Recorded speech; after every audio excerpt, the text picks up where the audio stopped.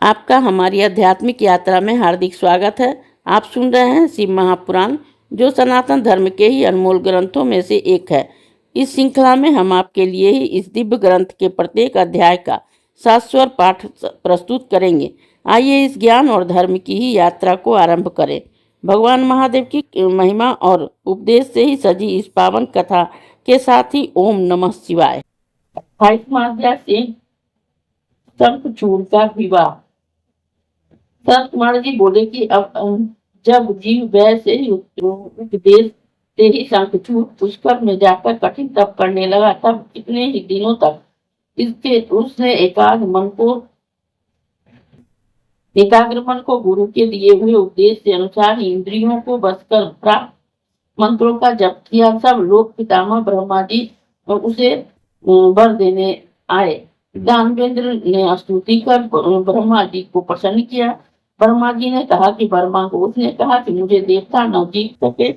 ब्रह्मा जी ने कहा ऐसा ही होगा। यह वर दे ब्रह्मा जी उसे श्री कृष्ण का अक्षय कवच दे दिया और कहा कि तू बद्रिक आश्रम में चला जा, जहाँ जहाँ सकामा तुलसी तप कर रही है, तू उससे विवाह कर लेना, वह धर्मराज की कन्या है। ऐसा कहकर ही ब्रह्मा जी अंतर्ध्यान हो गए। शंखचूड़ बद्रिकाश्रम में तुलसी के पास चला गया। सूक्ष्मा जी तुलसी उस पर कटाक्ष करने लगी। उसने उसका परिचय पूछा। तुलसी ने कहा कि मैं धर्म ध्वज की कन्या हूँ। तुम कौन हो? यहाँ से चले जाओ। नारी जाति बड़ी ही मोहिनी होती है।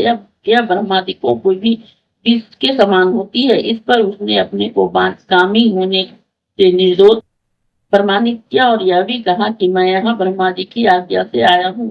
मैं दमपुत्र दानव धनुष वंश से उत्पन्न हुआ रामा नामक गोप नारायण का पार्षद हूँ।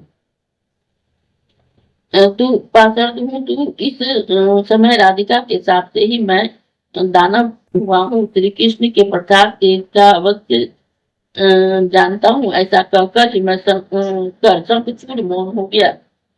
तुलसी ने कहा कि यह बात सत्य है कि फिर हंसने लगी।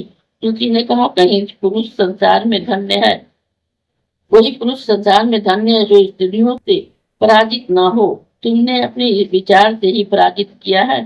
तुलसी ने ऐसा कहते ही वहां उसी समय ब्रह्मा जी आ गए। उन्होंने शंखचूड़ से कहा कि तुम इसके साथ विवाह क्यों नहीं करते हो? गंधर्व रीति से विवाह कर इसका पानी ग्रहण करो। तुम पुरुषों में रत्न और यह तुलसी स्त्रियों में रत्न है। बुद्धिमानों के साथ ही संगम गुण वाला होता है। ऐसा विरोध रहित ही दुर्लभ कौन त्यागता है? जो विरोध रहित सुख त्यागता है निसंदेह वह पशु है। फिर तुलसी ने कहा तुम ऐसे गुणी पति की क्या परीक्षा करती हो? यह देव असुर दानव सबका मर्दन करने वाला है।